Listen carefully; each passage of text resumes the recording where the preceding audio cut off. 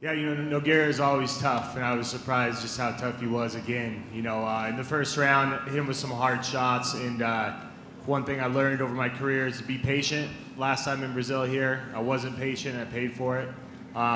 So I was picking my shots, knowing it would eventually come, and I started to feel actually even better in the third than I did in the first. Started to even get my second win going, and so I knew those shots would come, but I wasn't rushing anything.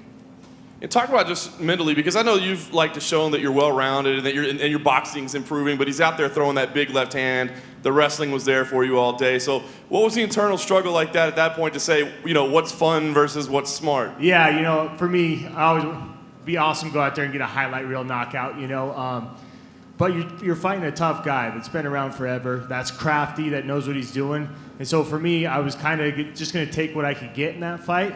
And I secured that first takedown. I felt pretty easily, and so went back to it. You never know what's going to happen when you're throwing punches on the feet and whatnot. So I took what he gave me, and knowing that I would pick my shots and eventually finish that fight. So it just happened to be in the third. And there was a lot of discussion coming to this fight about your contract situation, knowing that this was the last fight on the deal.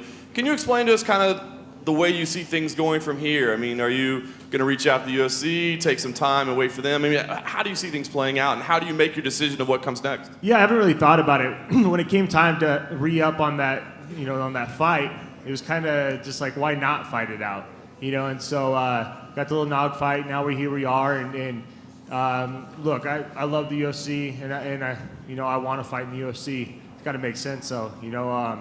I've been top 5 for a while, and I want those big fights. There's a big fight coming up in December. So we'll just have to get with them and see where we go from here, really.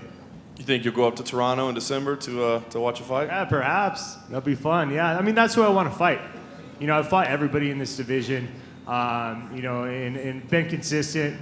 And I think I've won 7 out of my last 8 fights, and so I feel like I'm hit my stride now because I have it more mentally after my last loss. I said, screw it, I'm just going to go out there and do what I do and not overthink it. So that's my mindset, and so hopefully things fall into place.